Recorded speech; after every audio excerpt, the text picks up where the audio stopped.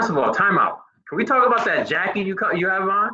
See, I try to bring this swag with this nice little jacket. When you come over here, like, I mean, is it cold in there? Because that jacket's sweet though. I'll be honest. So I'm in Phoenix, so it's like literally the hottest state that this country has to offer. But I just got over COVID, so I still am like kind of readjusting, still kind of have the chills a little bit. So now I get to break out my jackets and look good for these interviews. Yeah, I've always been a leather jacket guy. Like I would rock that jacket. Oh my God, this is one of my favorites. I have this in like 4 different colors too. Yeah. Okay, I'll give you my address. You can mail me that blue one. I'll take that. Well, thanks so much for doing this, man. I hope I won't take too much of your time. I know you're a busy guy. You're in DC, right? Yeah. You're in DC, right? Yeah, I'm in DC. Yeah. How have you liked working there after? Because again, you were with ESPN for a while with SportsCenter, and then you made the adjustment to go there. I mean, gosh, that's a long story, Jack. I mean, because it's a long answer. Because I guess the short answer will be is no. I enjoy every single minute working in DC, and I enjoy every minute because when they hired me, it was one of those things where it's like, hey, we knew you worked at ESPN, SportsCenter, stuff like that. Like do what you do. And I was able to just be me and do what I normally do. And that literally has been embraced by the city. And I never had anybody like give me the pushback and say, oh, you may not want to do this or you may not want to do that. And then on the flip side of it, growing up, working at ESPN was a dream job. Like that was like, what do you want to be in your life? Like at number one, it was to work at ESPN. And, I mentor kids to this day, and I always explain to them, like, go after your dreams. I mean, everybody will say, go chase your dreams, whatever. But nobody ever really explains to you, like, what do you do when you lose it? Like, what's the next step when you lose your dream? And so now I'm kind of I lost my dream. And then I realized that that sometimes, that normal saying, when one door closes, another one opens up. Because my job has been a lot more fun. It's been better than my days at ESPN. The platform, of course, is different. I mean, if I anchor SportsCenter, next thing you know, I've gained 2,500 followers from just doing one show. So it's a little bit different, but lifestyle-wise, I mean, I'm the sports director, man. I can call my job right now and say, like, hey, my daughter has a recital at 6 p.m. I can't do the 6 o'clock. Charlotte, take over. I'll be there at 11 o'clock. ESPN, it's more like, nah, you got to be there. You don't have any say-so. So the personal life is a little bit different.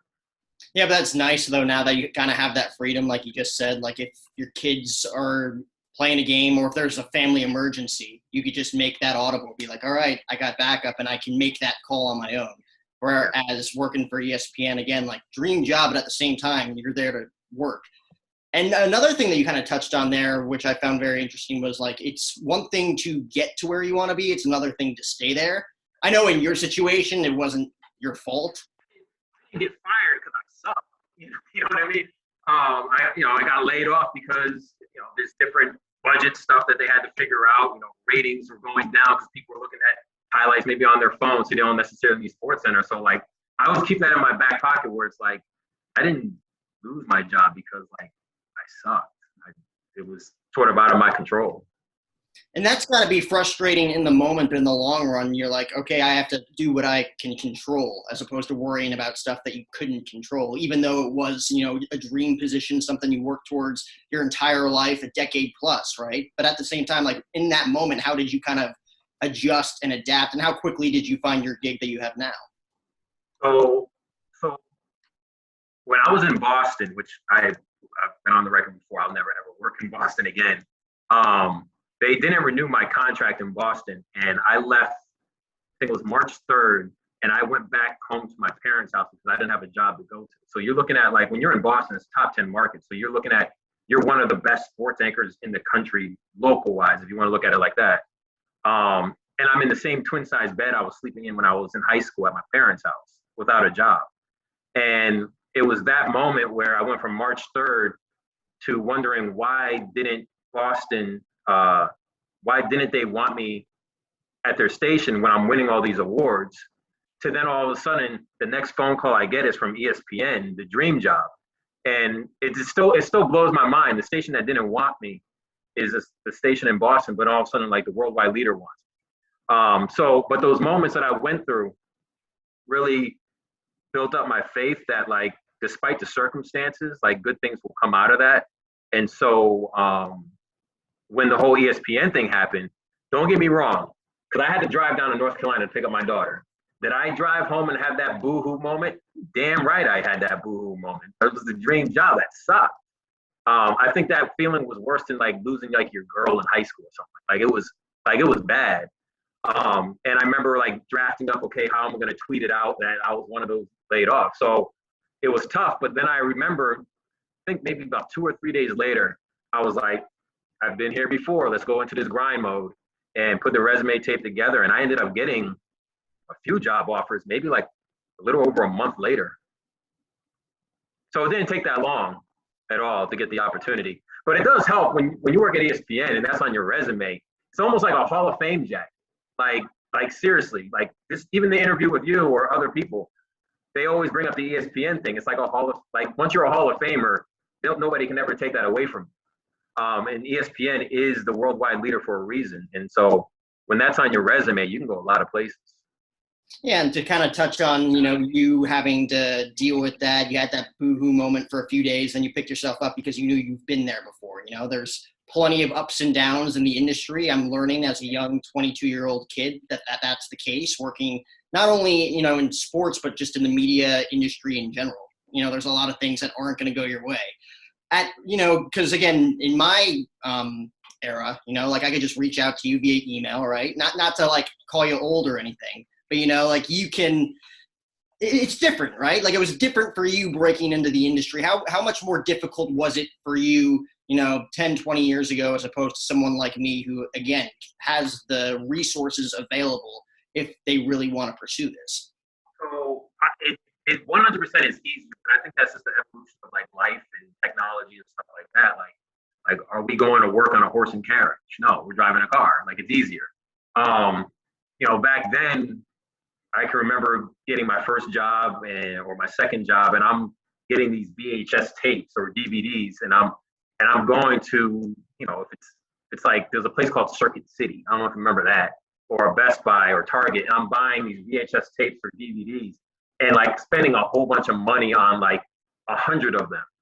To then you have your resume tape and you're pressing play and record. And then you got to wait for that one to end. Then you press and play and record, waiting for that one to end. It was like a production, like an assembly line, just to make these resume tapes. And then you had to mail them out, where nowadays I can just put it on YouTube and I can be like, hey, just check out this link.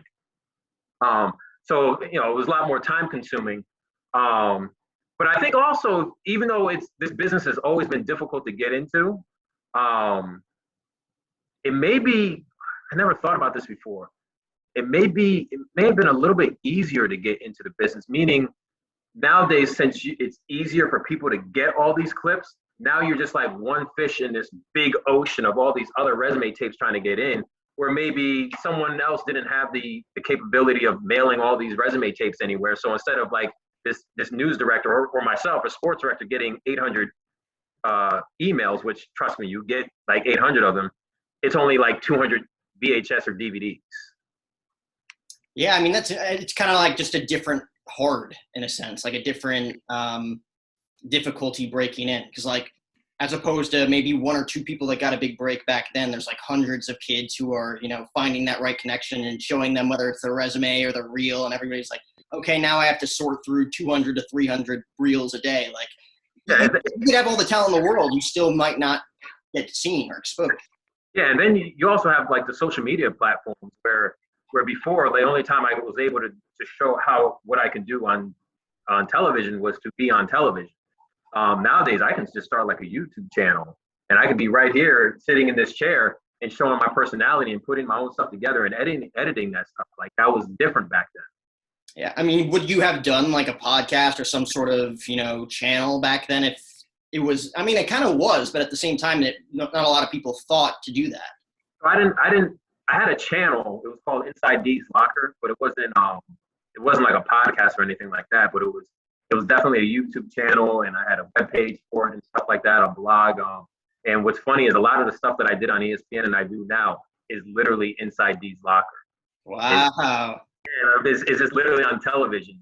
Like, don't look at some. I mean, you can probably Google Inside D's locker, and probably some of that stuff will pop up. But literally, a lot of that stuff that I used to do on that platform is what I do now. That's a full circle moment. Do you have any pictures like back in the day when you first started it and compare it to now and just think like, holy crap, like I can't believe this got this far? In the business? Yeah. Or, just like starting out, like making it on your own. When you refer to pictures, you talk about me as a journalist or this blog? The blog.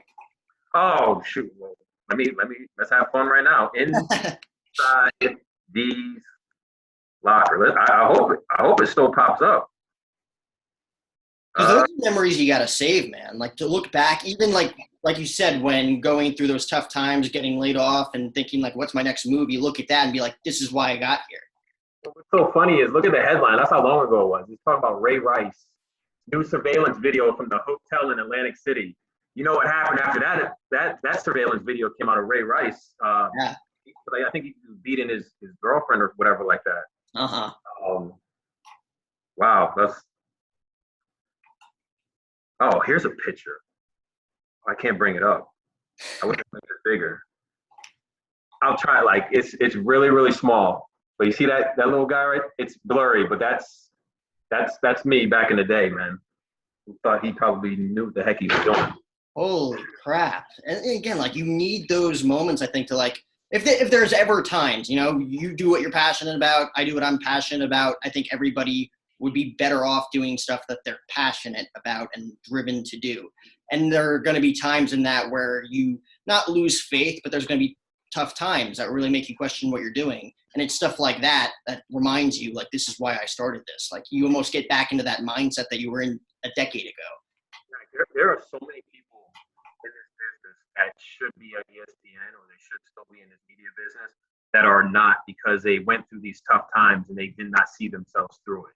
Or they looked at how much money they made and they gave up because they weren't making enough money at a particular time. And then next, years down the road, they're like, dang, Darren, I see you made it. I wish I stuck with it. Like, that's a huge factor in this particular business. You're going to go through those tough, hard times. I mean, I mentioned to you the job in Boston. You know, one thing that I actually always keep with me, check this out. Like, there's two things, because I actually have my work bag right here. There's two things I keep with me everywhere I go. And I'm not just making it up. Like, I just happen to have my bag here. I have this folder. And in this folder, here's one, and here's two. I have two pieces of paper. Right here is the very first contract I ever had in the media business. Do you see how much money I made? Where is it? Is the money? Yeah, here it is. There it is. See how much money I made a year? $14,000 a year, man. Bro, I made more money on my first job at Taco Bell. And I was a manager. And I knew how to make a beef chalupa supreme with extra sour cream. You want some of the pico sauce? I can hook you up with that.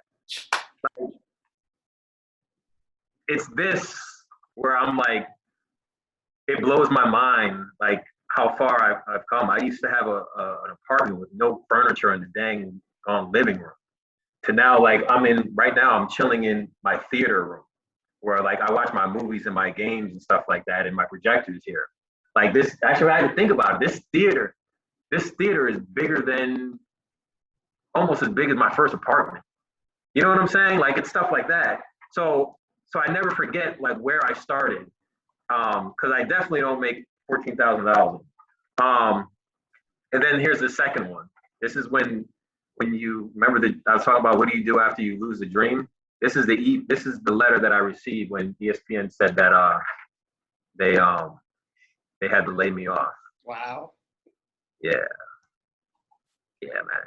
Did you have like the intuition back then to say like, I'm going to keep this because 5-10 years down the road, I'm going to look back and think like this was all well worth it because you had the vision that you were going to be not exactly who you are. Cause like, I feel like it never turns out exactly how you plan stuff, but it turns out the way it was supposed to in a way that you look back and think like, I wouldn't have wanted it any other way.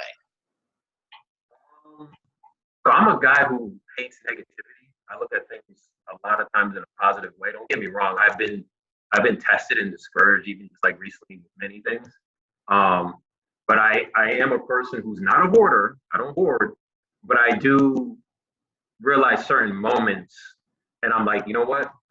Let me take that piece from that particular moment, because it could mean something years down the road. Like, don't get me wrong, there's stuff that I may have, and years down the road, I'm like, nah, I don't need that. I'll throw it out. But there's stuff that I keep. Over there are my college jerseys. Like, they're not worth anything. Nobody, like, I'm not gonna put it online and someone's gonna pay $1 million for it. But like, for me, I look at that and it reminds me of just the things that I learned, what was instilled in me, and playing in college ball, where a lot of people weren't able to play. You know, I was able to like play at a higher level, and so that memory will stick with me. But did I know like this was going to be part of like my theater, where I can then look and be like, I have the memory when I took the jersey? No, I just taking it because I was like, this is a memory of my last college football game, and I just wanted to take it with me. That's awesome, dude. And again, like you mentioned it before, not a lot of people think like that. Like, they have the dream, they have some sort of a vision, but as soon as they stumble, it's over. Like, what else can I do? Like, they don't go through the hardships and test themselves and look at themselves in the mirror and say, this is what I want to do with my life, and I'm not going to stop until I get there. Yeah, let me be real. I'm kind of like a weird breed. And I don't want to say weird breed, but like, there are a lot of confident people in this world. I haven't met a lot of people who are like as determined as I am. When I went to ESPN, I was like, oh, there are a lot of these over here. But it makes sense on because that's probably why they got to where they got to. But like, even at my job now, I have to even tell myself to take a step back from some of my coworkers, and I can't expect them to think like how I think or put in the effort like I put in, when I want them to, because my drive is just like, if someone says no, that could come off the wrong way. Let me rephrase that. if someone says, you know what, Darren, like, this has never happened, it's not possible. My thing is like, anything's possible. Like I'm sure there's a way to figure it out. Like, it can go back to me trying to get into like the club. Like, no, the club is full. There's no more. We're packed to capacity. Nobody can come out, can get in. And me, I'm like, nah, I'm sure there's a back door somewhere. Yeah. Club. Like, there are media people, I call them dogs, where if this is the line, this is where you can't cross that line, but they will just stay right there. I'm one of those people who I'm right there. Oh, how did you get that interview? I remember last year I did this one-on-one with Washington head coach Ron Rivera, and the media person called me up like, "What are you doing? You're not supposed to be interviewing him." Like, I knew that, but like, I knew Ron Rivera from some of my other like teammates who knew him, and so like, I scratched that surface to where I didn't do anything disrespectful, but like, they're like, "Well, how did you get that interview? You got to go to the media people, the PR people." I get that, but I know him. So you gotta trust me. You want to be one of those dogs that pushes the limit, because that's how you get those exclusive interviews. That's how you stand out when other people are looking at you and be like, "Man, I wish I did that," or "Oh, I wish I thought of that." Right, and you're hungry. You want to do things that no one else can, and you built the relationship, right? So you were able to build that relationship and get the interview because he knew you, he liked you, you weren't a nuisance. It's like 90% of the media members in the conference room are like just asking and asking and asking. And then there's people like you who built the relationship, and he's, "Oh yeah, of course, Darren, I'll do an interview with you." So like, you and I will probably be cool moving forward from here. And you never know where maybe I could be like, "Oh, I got this thing for you," or, "Hey, you may come to me, Darren, you used to work at ESPN. Can you help me out with this?" You just never know. Those relationships are huge. And you build all those up in this business, and it's so important, so valuable. Yes, to break your stories because you have these particular relationships, and employment-wise. Like, I kid you not. I'll give you 2 quick stories. I'm leaving San Antonio to take the job in Boston, and I tell Greg Popovich, who's the head coach of the Spurs, and I'm like, "Hey, I'm going to Boston." And he was like, "Will you tell Doc Rivers?" Because Doc Rivers was the head coach of the Celtics at the time. He's like, "You tell Doc Rivers I personally sent you to him, and tell him to take care of you." Okay, Pop, because Pop can be like, right. Yeah, I've had the tough Pop, but like Pop was like really looking out for me. And so when I went to Boston, then Doc Rivers became cool. Next thing we'll have lunch every now and then. Teron Lue was the assistant coach at the time. That's another connect that I have. To then when I applied for the job at ESPN, on my reference sheet at that time, I had Doc Rivers and I had David Ortiz. And to have those guys that you built a relationship with, yes, you can break these stories, but like, think about it.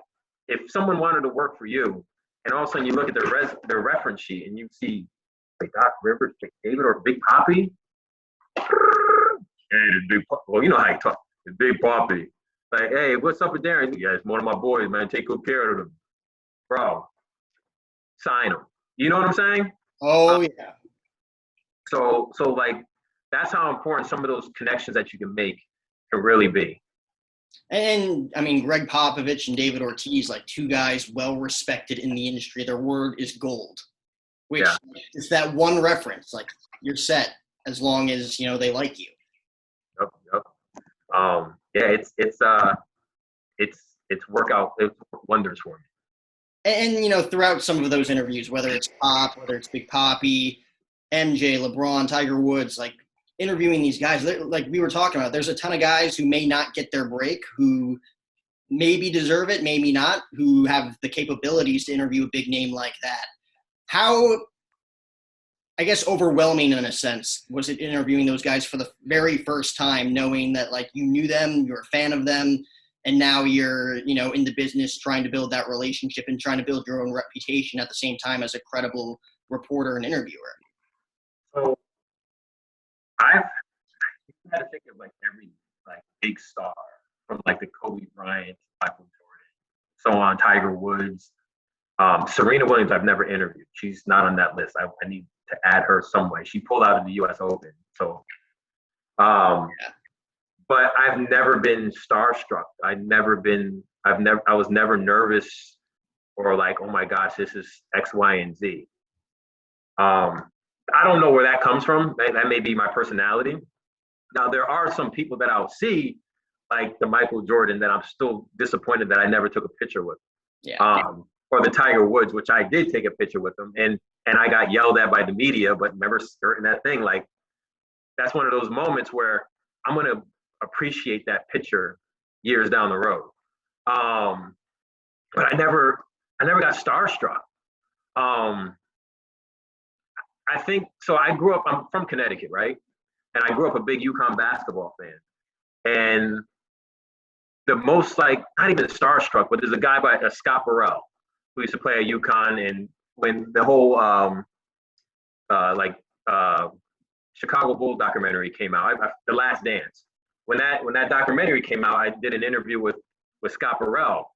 Was I in the background calling my dad like, Dad, I'm about to interview Scott Burrell? You dang all right. So maybe that's my starstruck moment, because I was a kid watching him play at UConn, and I was always a diehard UConn basketball fan. And I brought the whole big like newspaper picture that I cut out and I put it all together, and I made a poster of him. So like maybe that's my starstruck moment. But yeah, it then goes right back to being like professional. I don't have the starstruck moments like that, even though I realize how big the moment or how big the star is when that interview's taking place. I mean, it's easier because you already know who they are, you know their history, you know what you have to ask going in. Whether it is, game-like questions or just like experience-like questions from their career, from their lifestyle, like you know what you're going to talk about, as opposed to going into an interview where it's like, there's really not much on this player, there's really not much on this person. How am I going to navigate this interview? Well, there is stuff about it. Like, exactly. So I have certain like basic stuff that I always kind of, when I interview somebody that's new, you don't know about. So like, one is where are you from? What school did you go to? What church do you go to? And what do you do for work? Those 4 things. And those 4 things, when I start off from that, then I can kind of branch off and go X, Y, and Z. So if one player is like, hey, I'm from Detroit. Oh, word, what up, though? What's up? Like, then there are certain places I went to or I have lived in, or I went to go visit, or I've lived in. to then where are you originally from? Let's test this out. Where are you originally from? New Jersey. All right, so you're New Jersey. I'm from Connecticut, tri-state. Did you grow up a Giants fan? Cowboys. Hate to break it to you. You stink. Yeah. but right there. Now, if you're an athlete and I interview you, where it's all started from where are you from? So then it came into, well, I'm kind of with you as well because we're from the tri-state. Yep. And then all of a sudden, like, I'm a Giants fan. Are you too? No, I'm a Cowboys fan. Next, you know, we're making good TV because we're talking junk with each other, but yet we learn about where you're from and what team you're a fan of. See what I'm saying? Oh yeah, 100%. And that's definitely a better icebreaker than, I feel like talking about the weather. I feel like weather or, like, oh, how's it there? Like that's the ultimate icebreaker that everybody knows about. It's like, okay, he's just breaking the ice just to kind of get people for what he's doing. Yeah, maybe I'll use that. That's not in my back pocket. It's always the home, school, business, and church. Yeah, that's a good one as well. Have you ever had anybody that you interviewed going in, again, like you knew them going in, you knew their history, and they just it not only didn't click, but they weren't the type of person that you thought they would be? You want me to call out who's the asshole in the? You don't have to name any names, but like, I've gone on record with him before. Oh, really? I didn't like the way he treated some of the media people, even times when I interviewed him. But like Dustin Pedroia, who used to play for the Red Sox, and Petey, I'm not trying to disrespect him at all. He was a great player and stuff like that. I just don't know why he would treat some people like that in the clubhouse, even like calling me out. I'm not necessarily a big fan of him because of the way he would respond to even some of my questions and the way he would call out other people in the clubhouse. Yeah, my parents raised me better than that. Yeah, wow. And that's one of those that you wouldn't know watching him on television, like captain of Boston Red Sox for as long as he was, and other media people would co-sign with me. I'm sure Barry Bonds was one of those guys as well. Like they say that about Barry Bonds. I never got a chance to meet Barry Bonds or interview. I met him, but I never interviewed him. So they may it could be the same thing. Like Barry Bonds was a great player, but a lot of the media people didn't like him because of the way he would interact with them. Yeah. And again, like big names like that, like Kobe Bryant, I feel like was during his playing days, obviously on the court, everybody knew like bit of a hard ass, but he expected greatness from himself and he got it. Whereas like the dad that we kind of briefly saw before he unfortunately passed, totally different person. Like he was very intensive with whether it was the media, the writers that were writing pieces about him, like he was very much involved in all of those processes. What was your, kind of feel with Kobe Bryant, kind of your relationship going, because again, player Kobe Bryant and then post-retirement Kobe Bryant, two completely different people. Love and respect Kobe Bryant as a player. Also love the fact that he was like that girl dad. I actually have my own personal story. So I was lucky enough to be part of Kobe Bryant's farewell tour when I was at ESPN and did the whole broadcast leading up to his final game. And one of the stories that Kobe shared, which I think is so dope, man, it's so dope. After his after his rookie year, he's working out at a gym and his phone rings and he picks up the phone and he's like, "Hey, it's Michael." Michael who? Michael Jackson. And Michael Jackson's like, "Man, Kobe, I'm a fan of how you're playing, this and this." And he's like, obviously Michael will always invite people over to his ranch. And so Kobe they met up, Kobe drove to his ranch and he was saying that he was running out of gas. And Michael Jackson was like, "Oh, don't worry about it. Like, I have my own gas station you can fill up here," which is pretty badass to me, the fact that he has his own gas station at his house. But what Michael Jackson told him was like, growing up, Michael Jackson looked up to James Brown and he picked his brain, like, how do you do these dance moves or the way you perform? What are some of the things you learned, the mistakes that you made so I can learn from you? And he told Michael Jackson told Kobe, "Who is that person for you? Find that person that you can learn from." And that very next season, I think it was in November or maybe December, Kobe said he went to Michael Jordan after a game, and he was like, how do you work on your fadeaway, and what's your work ethic like, and stuff like that. And I think that's a reason why Michael Jordan says Kobe Bryant stole all of his moves, because he looked up to Michael Jordan and he picked his brain as his mentor. And I think that's a valuable lesson that I took from that, where it's like, find that person that you look up to. Like for me, it was Stuart Scott, and pick his brain and try to learn as much as you can from him and learn from the mistakes that they made. So I thought that was such a dope story that Kobe shared. Yeah, I mean, you have to find someone not to imitate, but at the same time be inspired by, and then kind of imitate at the beginning, and then you find your own style and you take bits and pieces from everybody else. And you just mentioned Stuart Scott, one of those guys. Chris Berman's been there forever. SVP's there. I know you got a good relationship with him as well.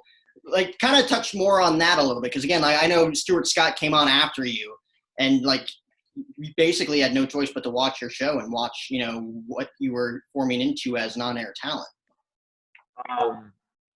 Before I get deep into that, there's important things about making sure you surround yourself with people who make you better. And that goes for your mentors as well. Like mentors and friends, and some of your friends could be mentors as well. I have friends that help me out, but I tell kids to this day, and anybody listening, like if your friends don't like hold you accountable, if they don't encourage you to get good grades or push you to do bigger and better things, or even call you out when you're doing wrong, then they're not your real friends. And I think that like your mentors should also be the same way. They should call you out and say, hey, maybe you shouldn't do it this way. Try this way. Or no, you may not want to go to that bar today because it could make you look like so-and-so. Or if you post a picture, you may not want to post that. Take that down because someone could feel X, Y, and Z about it. So with that said, I surrounded myself around mentors who made me better, and they also held me accountable and built that friendship with them. And Scott Van Pelt's one of those guys. Stuart Scott was one of those guys. Well, Scott Van Pelt still is. Stuart Scott obviously passed away. But Stan Barrett, Jay Harris. Like Jay Harris, I'll never ever forget. Matter of fact, I was in Maryland when it was a Thanksgiving Day game, and John Wall kicked UConn's butt playing for Kentucky, and it was like, damn. And then Jay Harris sends me an email after critiquing my resume tape, and it was like, this sucks, this sucks, this sucks. Try this. I don't like this. I don't like this. And I was like, what did you like? But I needed that hard advice to mold myself into who I am now. So that's it's always important having those mentors, but it's also so refreshing, man, to work at a place and then Stuart Scott walks by and he's like, man, I watched your show this so-and-so day. I like when you did that. What? Or Scott Van Pelt, not Scott Van Pelt, it was Butchergross. So Bucci and Stu came in to do the 11 o'clock show after I did the 9 to 11. And Stuart Scott came in. He's like, yo, young buck, get out this seat. Let these real dogs show you how to do it. Man, that sticks with me to this day. Like he said it yesterday, where it's one of those where it's like, if I was playing basketball and Michael Jordan was like, hey, give me that basketball, I'm gonna shoot for a little bit. Here's the rock. Like, so it was one of those cool moments for me, but he was also one of my mentors. Yeah, I feel like what you said about, kind of like tough love a little bit, Jay telling you this sucks, this sucks, this sucks. Like that's honest feedback. Like if he didn't care about you, he probably wouldn't even look twice at it. He probably wouldn't be like, yeah, it's decent, kid, no problem. Why you talk about it? Go ahead. And I feel like that's almost a lost art, at least from what I've experienced so far. People cannot take the negative criticism. Like if you can't take it, you shouldn't be in this industry. Yeah, yes. It's tough to be in this industry if you can't take the criticism or the constructive criticism as well. Because don't get me wrong, like we all want to try new things, we want to do certain things, but like you gotta grow and you gotta learn and you're molded along the way. Like who I was at the beginning of my career, nothing compared to who I am now. Like I have this thing on YouTube where it's called From Internship to Flagship, where like you see where I started off in the business and then I did a show to clip from every single job leading up to ESPN. And if you compare ESPN to my first job in Alpena, Michigan, like it's literally night and day. Because I had to grow, I had to learn.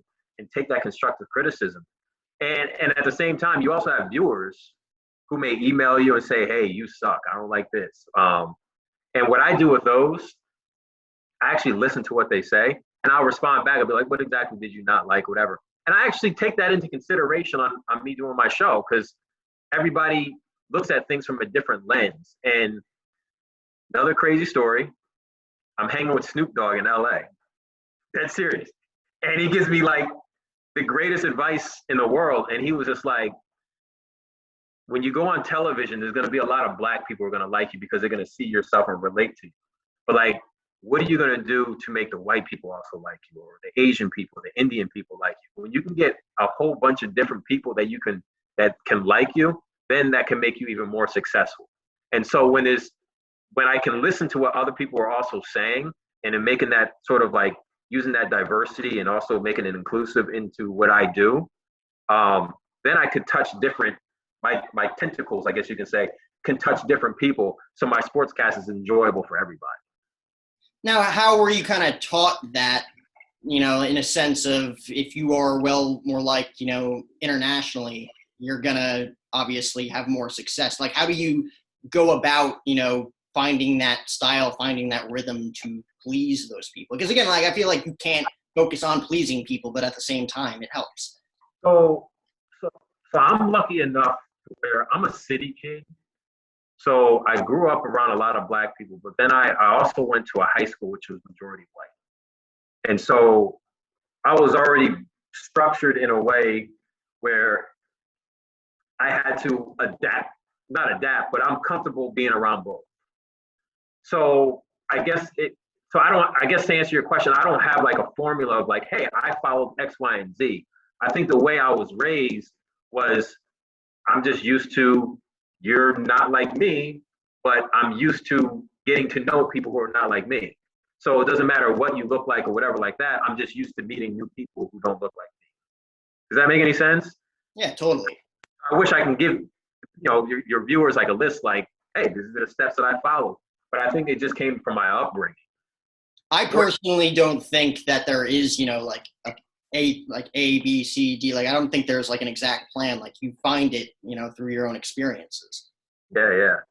Oh gosh, I have a lot of Jay Harris emails in here, so I'm not gonna find that. But go ahead. How many years ago was that you critiqued that? I see. I mean, I don't know which is each email, but I'm in 2014. Oh my God. Yeah, I don't even think my phone allows me to go that deep. But here's the thing: 2014, I was at ESPN, so it stops there. Maybe it's a different Jay Harris.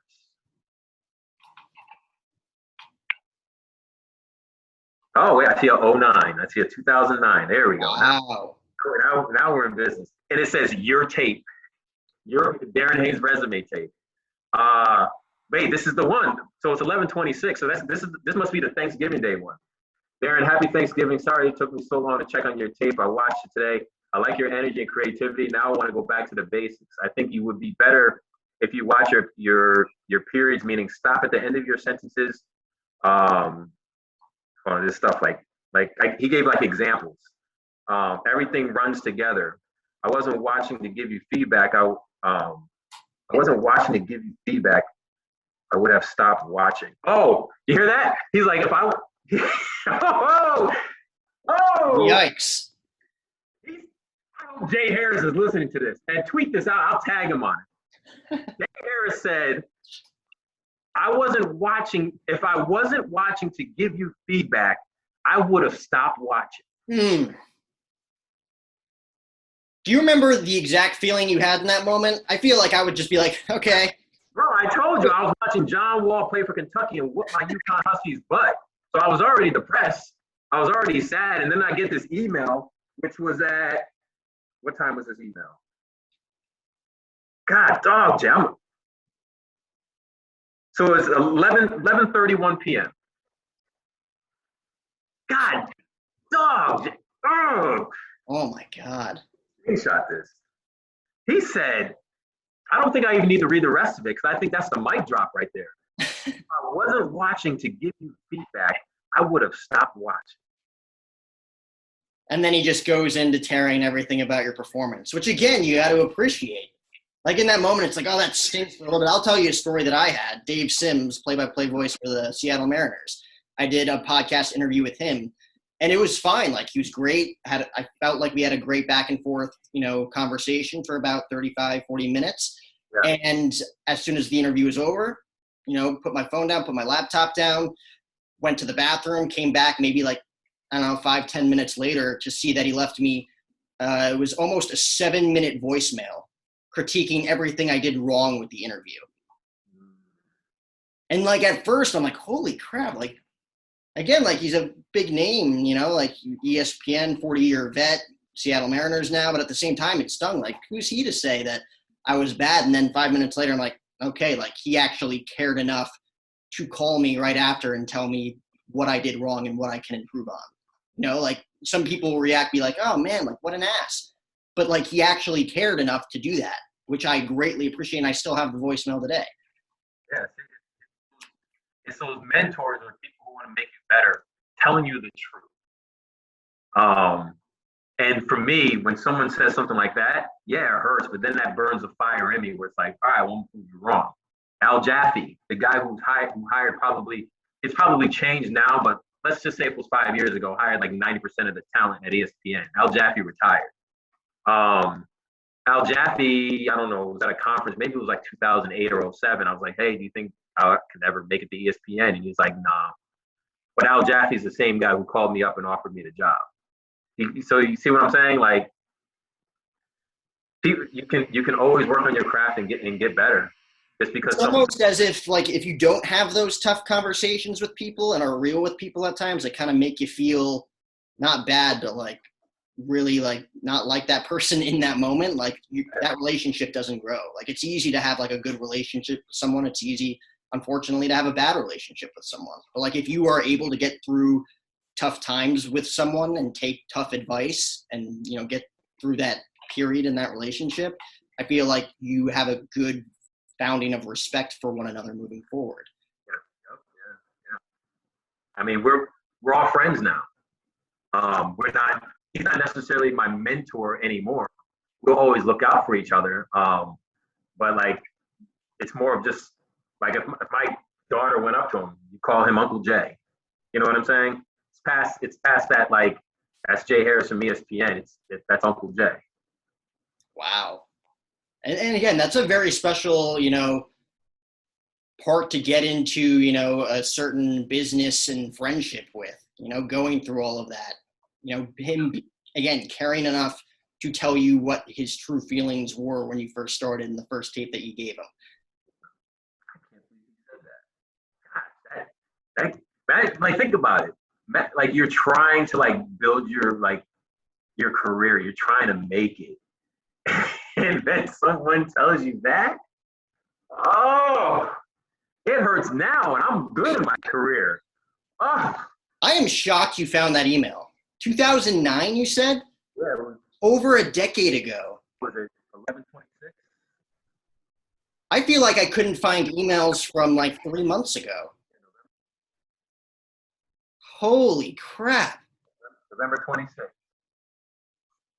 In 2021, that's 11, 12 years ago. I mean, that's insane. And again, that kind of goes back to, you keeping certain things like your first employment contract or, the time you got laid off at ESPN, keeping things that continue to motivate you moving forward in whether it's, current goals, future goals, both professionally as a sportscaster, as a father, as a husband, doing all of this stuff. I guess that's kind of the last thing I want to ask you. I don't want to take too much of your time, but you going through the ranks, accomplishing your professional goals while at the same time, having a relationship with someone, building a family, having to, again, not balance that time. I think balance is another one of those words that people use to. Yeah, I mean, you can make it work, but how do you specifically go about, balancing? I know right now you're in a good spot where you can, go to your kid's soccer game and do that.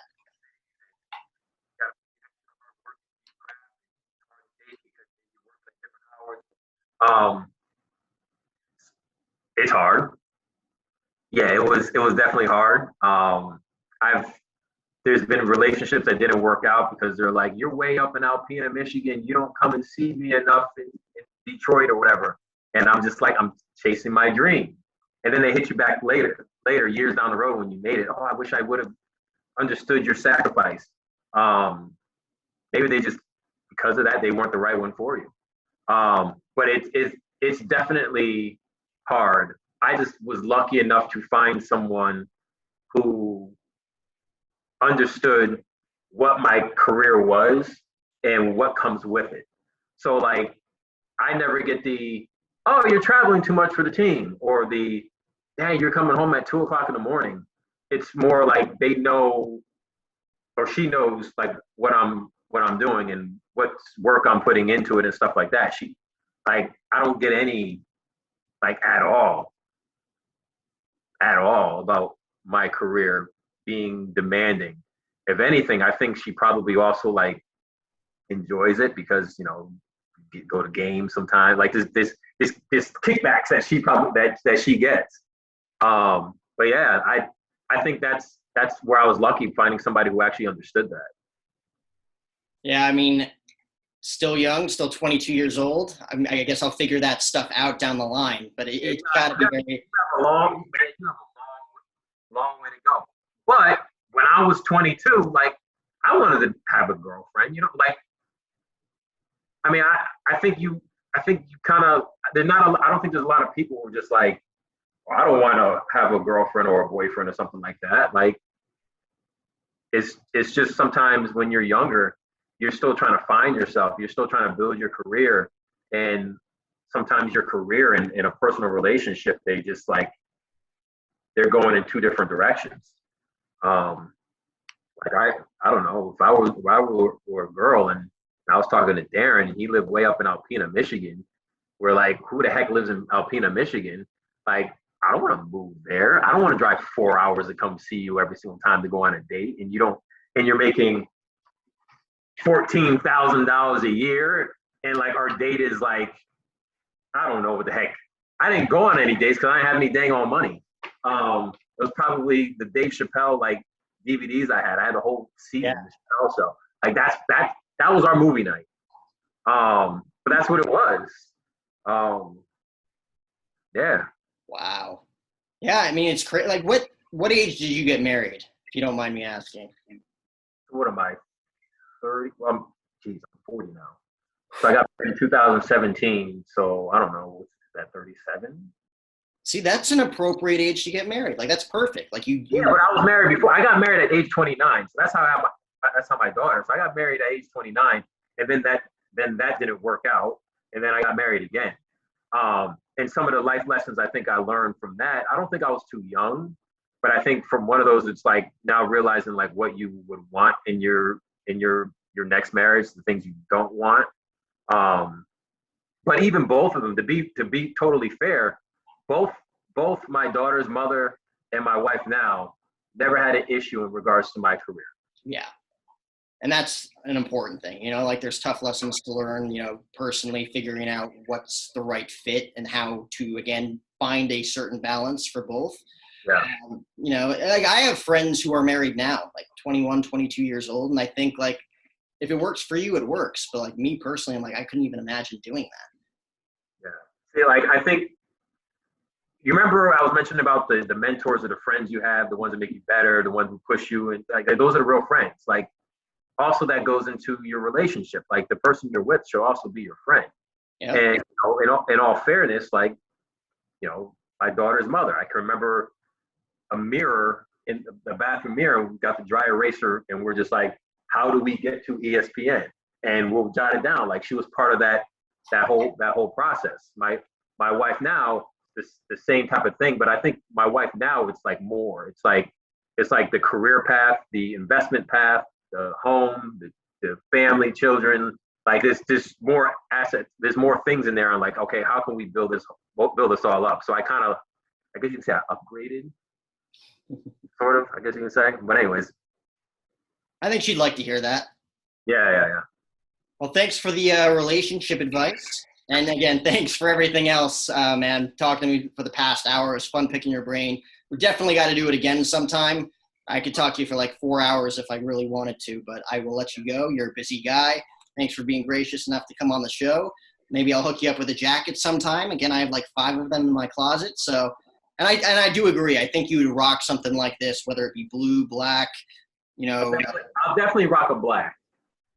Black's my favorite. Black with a white shirt. Yeah, I'll definitely rock. I'm all about that. But again, thanks again, man, and enjoy the rest of your day. I appreciate you.